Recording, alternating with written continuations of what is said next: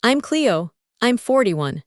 And 2 years ago, I sat in my own therapy room with my mother, my ex-husband, my son, and the widow of the father I had spent 30 years hating, and I proved to my own face that I was not the victim of my mother's story.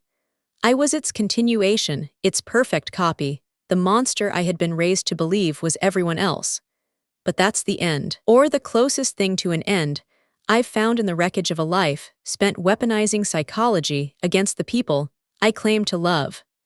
To understand why I became the kind of mother who documented her son's grief as evidence, why I built a career healing wounds that I was secretly inflicting, why I stood in front of a mirror of my own making, and finally recognized the expression of the woman I had sworn never to become, you have to understand the architecture of inherited hatred. How it passes not through blood, but through narrative, how it turns daughters into weapons, how it makes the act of breaking a family look like the act of saving one. I grew up in a house that was also a case study. My mother, Dr. Lorraine Hart, was a psychiatrist who specialized in what she called the wounded mother paradigm, women raising children alone after the trauma of male abandonment. Our house was filled with the tools of her trade: tape recorders, video cameras, personality assessment forms that she would casually ask me to complete over breakfast. How do you feel about Daddy today, Cleo? On a scale of 1 to 10, how angry are you? Can you show me what that looks like in your face? I was 3 when she started filming me. I know because I have seen the footage, hours of it, stored in her archives and later in mine. A small blonde child sitting on a couch that smelled of her perfume, a perfume she wore for interviews and never for me, answering questions about a man I had never met. Daddy doesn't love me. I would say, the words perfectly formed, the intonation slightly musical, as if I were singing a nursery rhyme. Daddy chose another lady. Daddy hurt Mommy. I'm glad he's gone. I was rewarded for these performances, not with treats or praise in the conventional sense, but with something more valuable in my mother's economy: attention. When I said the right things, when I expressed the correct emotions in the correct sequence, she would set down her notebook and look at me directly, her eyes bright with what I understood to be love but was actually data collection. Good, Cleo, very good, you're processing so well. You're going to help so many other children when you grow up. I did not know then that I was being trained, that my childhood was not a childhood but a pilot program for my mother's theories. That the man I was being taught to hate, my father, David, was not a monster but a victim, not an abandoner but the abandoned, not a villain but a man who had spent 15 years trying to see me and been prevented by the legal and psychological machinery my mother had constructed with the precision of a general preparing for war. The story my mother told was simple and devastating in its symmetry. She had been a young psychiatrist, brilliant and beautiful, married to a promising medical resident named David Hart. She had supported him through his training, sacrificed her own career advancement, become pregnant with me as a testament to their shared future. And then, when I was 6 months old, she had discovered his affair with a nurse at the hospital. Vanessa, the other woman, the destroyer, she had thrown him out, of course. What else could she do? She was a professional, an expert in trauma, a woman who understood that infidelity was abuse and that abusers did not deserve access to their victims. She had filed for divorce, obtained sole custody, and begun the work of documenting my healing process for the benefit of other mothers in similar situations. The Wounded Mother, Raising Daughters After Infidelity. It was published when I was 5, became a bestseller when I was 7, and was taught in graduate programs when I was 12. I was the case study on page 147, the blonde child who had learned to hate her father with the thoroughness of someone who had never been given the option to love him. I met David once when I was 18. I had tracked him to a restaurant near the hospital where he still worked, though not as a doctor. He had left medicine, my mother had told me, because of his instability, his inability to handle pressure, his pattern of self-destructive behavior. I walked in without planning to, saw him sitting at the bar with a woman who must have been Vanessa, and felt something rise in my throat that I could not name. Not hatred, though I tried to make it hatred. Not grief, though I tried to make it grief. Something more like recognition. The recognition of a face I had seen in mirrors, in photographs, in the dreams I had never told my mother about. I walked up to him and I spat in his face. I don't remember deciding to do it. I remember only the action, the wetness on my lips, the shock in his eyes, and then the silence of the restaurant as everyone turned to watch. He didn't wipe it off. He just looked at me, and I saw something in his expression that I had never seen in my mother's face. Not judgment, not assessment, not the hungry collecting of data, something like recognition, something like sorrow. Cleo, he said. My name in his mouth sounded like a foreign word, something he had practiced but never used. You've grown up. I walked out. I didn't look back. I told my mother about it that evening, expecting praise for my courage, my loyalty, my perfect performance of the wounded daughter. Instead, she had been furious. Not at me, at him. How dare he speak to you, she had said, her voice tight with a rage that seemed disproportionate even to her standards. How dare he try to claim you, after everything he did? I didn't understand then that her fury was not protective. It was fear. Fear that he had seen something in me that she had not authorized. Fear that the narrative was slipping out of her control. Fear that I might begin to wonder, to question, to want something other than the story she had constructed for me. I married Marcus when I was 26. He was a social worker, gentle and patient, and nothing like the monster my mother had prepared me for. I chose him specifically because he was safe, because he would never leave, because his need for stability matched my need to be needed. We had Jonah when I was 29, and for 5 years, I believed I had broken the pattern. I believed I was building something different from what my mother had built. I believed I was a healer, not a wound. Then Marcus left me. Not for another woman, though that's what I told myself, what I told Jonah, what I documented in the journals I kept with the same precision my mother had taught me. He left because I was suffocating him, because I recorded our conversations, because I analyzed his abandonment triggers, and his commitment issues, and his unconscious desire to replicate his own father's pattern. Because I treated our marriage like a case study and our son like data. Because I was, in ways I could not yet see, my mother's perfect student. I didn't see it then. What I saw was betrayal. What I saw was history repeating. What I saw was my father and Marcus, the same weakness, the same pattern, the same choice of escape over commitment. I filed for custody with the same legal precision my mother had taught me. I built a case with the same thoroughness. I made sure Jonah understood, with the same careful language, that his father had chosen to leave, that his father didn't love him enough to stay, that his father was the monster and we were the victims. Jonah was 5 when Marcus left. By the time he was 8, he could recite the narrative as perfectly as I had recited mine at his age. Dad chose someone else, he would say, his voice carrying the same musical intonation I recognized from my own childhood recordings. Dad hurt Mom, I'm glad he's gone. I filmed him saying it. I used it in custody hearings. I showed it to my mother, who praised his emotional intelligence and his healthy processing. I was 39 when David's lawyer called. My father had died 6 months earlier, of pancreatic cancer that he had apparently known about for a year and told no one. He had left me a safe deposit box. I ignored the call for 3 months, then 6, then 9. I told myself I didn't need anything from him. I told myself his death was irrelevant, his legacy was poison, his final gesture was just another manipulation. I told myself these things with the same conviction I had always told myself, the conviction that had been trained into me since I was 3 years old. But Jonah found the letter. He was 12, curious about the grandfather he had been taught to hate, and he opened the envelope that had been sitting on my desk for months. Mom, he said, his voice strange, uncertain, the first crack I had heard in his performance. I think you need to read this.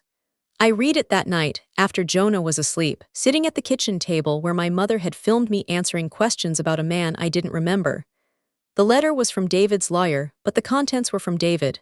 A key, an address, and a note in handwriting I had never seen, asterisk, I don't expect forgiveness. I don't expect anything.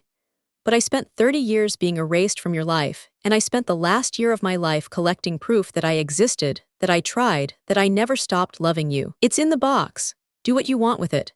Burn it, keep it, use it against your mother if that's what you need. But know that I died with your photograph in my hand, and that the last word I spoke was your name. Asterisk, I didn't go the next day, or the day after.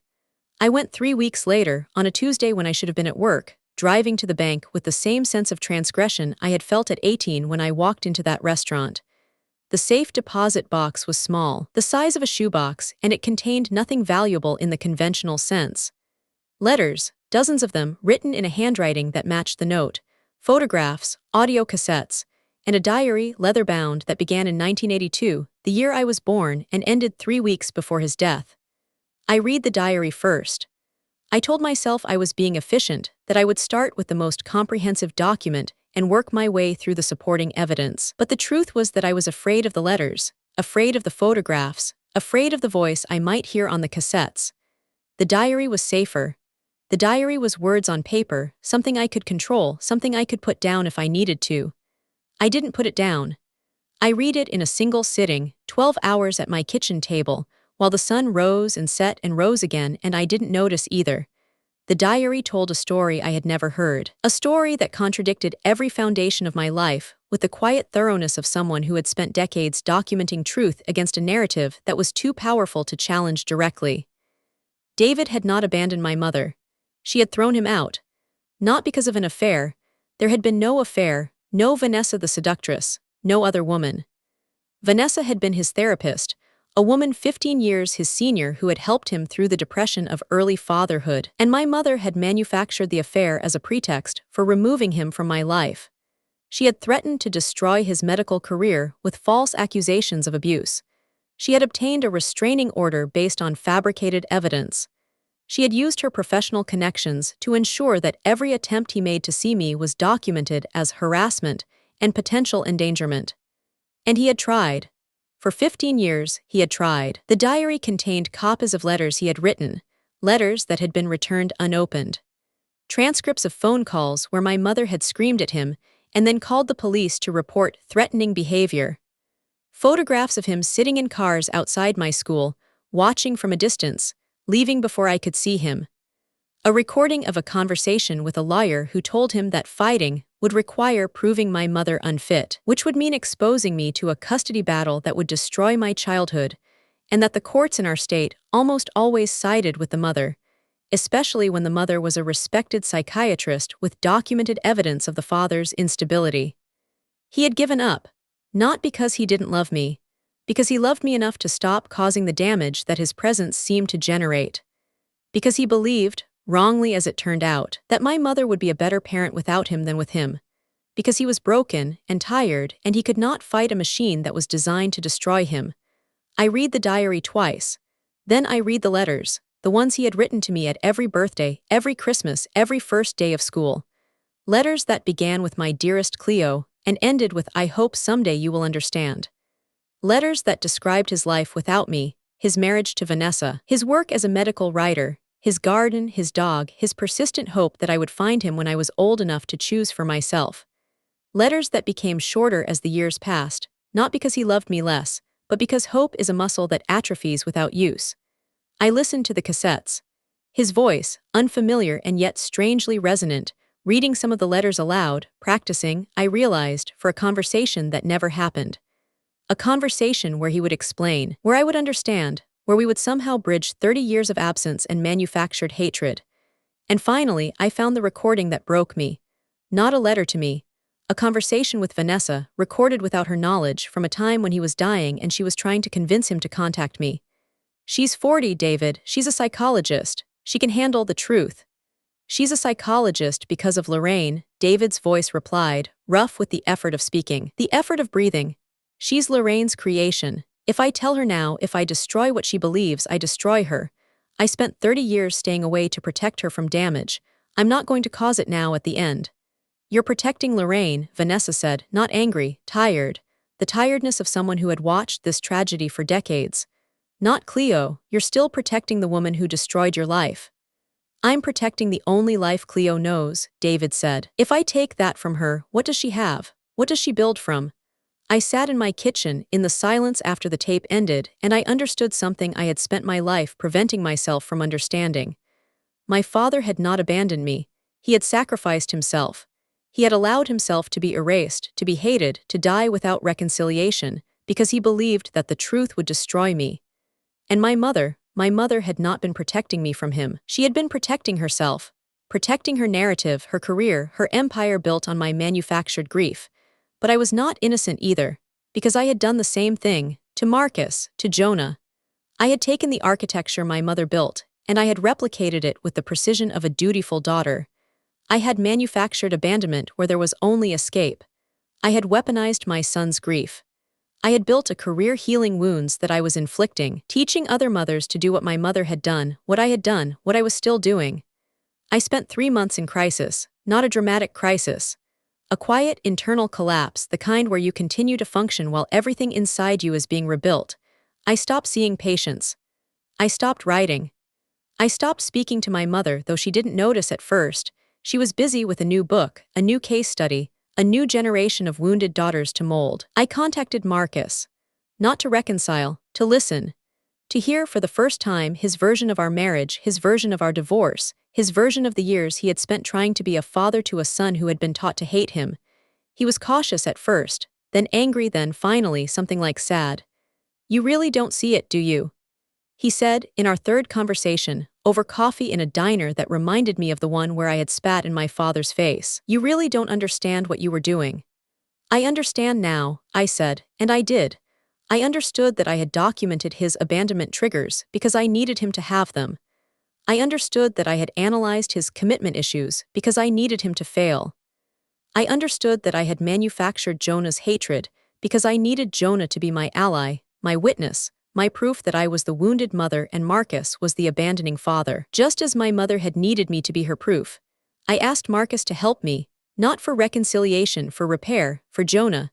We planned the session together, not a confrontation, not an exposure, a therapeutic intervention, though I was no longer sure I had the right to call myself a therapist. I invited my mother, telling her I wanted to process the trauma of my father's death with her professional guidance.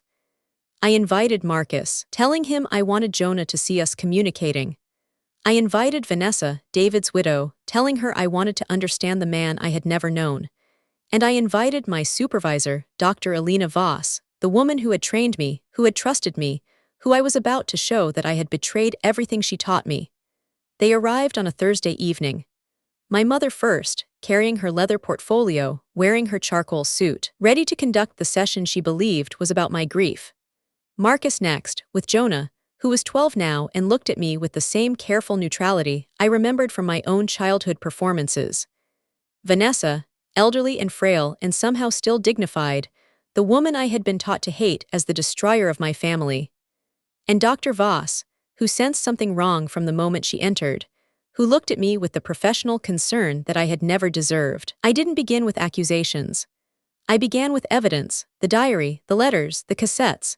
I played the recording of David and Vanessa, the one where he chose to protect my mother's lie rather than tell me truth. I watched my mother's face as she heard it, watched the mask slip and the calculation beneath it emerge, watched her assess whether she could still control the narrative. "Cleo," she said, her voice taking on the therapeutic warmth she used for difficult patients. "I understand this is painful. I understand you're experiencing a crisis of identity, but you need to remember that your father was a deeply disturbed man. These recordings, these documents, their manipulations, they're his final attempt to control you from beyond the grave." "They're dated," I said. My voice was steady. I had practiced this, though not for performance, for truth. The diary begins in 1982. The letters are from 1985 to 2000. The recording is from 2019. "Are you saying he manipulated time?" "I'm saying he was delusional," my mother replied. "I'm saying he constructed a fantasy to justify his abandonment. This is classic behavior for narcissistic abusers, Cleo. You know this. You've treated patients with similar patterns." "I have," I agreed. "And I've recognized the pattern in myself. In you. In the way I raised Jonah to hate his father, just as you raised me to hate mine." The room went silent. Marcus put his hand on Jonah's shoulder. Jonah looked at me with an expression I couldn't read, something between hope and fear. "I've documented everything," I continued. "Not to use against you, to use against myself. These are my journals from the past 7 years, my recordings of conversations with Marcus, my analysis of his abandonment issues, my notes on Jonah's healthy processing. I was doing what you taught me. I was manufacturing evidence to support a narrative, and I was wrong." I turned to Jonah. He was crying, silently, the way I had learned to cry. "Your father didn't leave because he didn't love you," I said. "He left because I made it impossible for him to stay. Because I needed him to be the villain so I could be the hero. Because that's what I learned from my mother, and what she learned from her mother, and what I was going to teach you if I didn't stop." I turned to my mother. "I'm not asking for your forgiveness. I'm not offering mine. I'm telling you that your book is a lie. Your career is built on my manufactured grief. And I'm going to spend the rest of my life undoing what you created in me, what I created in Jonah, what we both created in the name of healing." My mother stood up. She didn't argue. She didn't defend. She simply gathered her portfolio and walked out, the same way she had walked out of every room where the narrative slipped from her control. I didn't stop her. I had spent 41 years trying to control her, trying to be her, trying to escape her, and I was finally done. The session continued without her. Marcus spoke to Jonah in a voice I had never heard him use, a voice without defensiveness, without the need to prove himself against my accusations. Vanessa told me about David, the man she had loved, the man who had never stopped loving me, the man who had died with my photograph in his hand. Dr. Voss listened, and when I finished, she said simply, "You need to surrender your license. Not as punishment, as protection for you, for your patients, until you understand the difference between healing and performance." I surrendered it. Not that week, but the next, after I had sat with the knowledge, after I had begun to understand what it meant to be a patient rather than a practitioner. I wrote a letter to the licensing board, not accusing my mother, not defending myself, simply stating that I had practiced psychology while being psychologically damaged, that I had treated patients while replicating the very patterns I claimed to heal, and that I was no longer fit to hold the trust that the profession required. I did not write a book of exposure. I did not destroy my mother's career, though it eventually collapsed under the weight of its own contradictions. Under the testimony of other daughters who recognized themselves in my story, I did not become a hero. I became something smaller and more difficult. I became accountable. I see Jonah now, supervised twice a week, not as his mother defining his narrative, but as a person trying to build a relationship without the tools I was given. Sometimes he cries. Sometimes he rages. Sometimes he sits in silence and I sit with him, and I don't document it. I don't analyze it. I don't perform my patience for an audience. I simply sit. I see Marcus too, though not as a husband. As a co-parent, a fellow survivor of my damage, a man who is learning to trust that I will not weaponize his presence. He is cautious. He has reason to be, but he is present, and that presence is something I am learning to receive without needing to control. I work now as a receptionist in a community mental health center. Not a therapist, not an expert. A person who answers phones and schedules appointments, and sometimes, when a patient is waiting and anxious, sits with them in silence until their therapist is ready. I am learning to be useful without being important, to be present without being documented, to be loved without being needed as proof of someone else's narrative. My mother died last year. Alone, in the house where she filmed me, where she constructed her empire, where she died still believing that she was the wounded mother and the world was full of abandoning fathers. I did not attend her funeral. I was at Jonah's basketball game, sitting in the back row, watching him miss a free throw and laugh about it with a teammate, and I felt something I had never felt before. Not pride, not performance. The simple, unremarkable peace of watching someone exist without needing to be your achievement. That's my story. If someone ever made you the hero of a tragedy that was manufactured, if someone ever taught you to hate as a form of love, if someone ever showed you that the only way to be needed was to be wounded, hear me. You are not the narrative. You are not the case study. You are not the proof of someone else's theory, and you are not the continuation of someone else's damage. You are the person who can stop, who can look in the mirror and recognize the monster you were raised to become, and choose with the same deliberate effort that created the monster to become something else, something smaller, something quieter, something that does not need to be documented to be real. You are the interruption. You are the place where the pattern ends, and that is enough.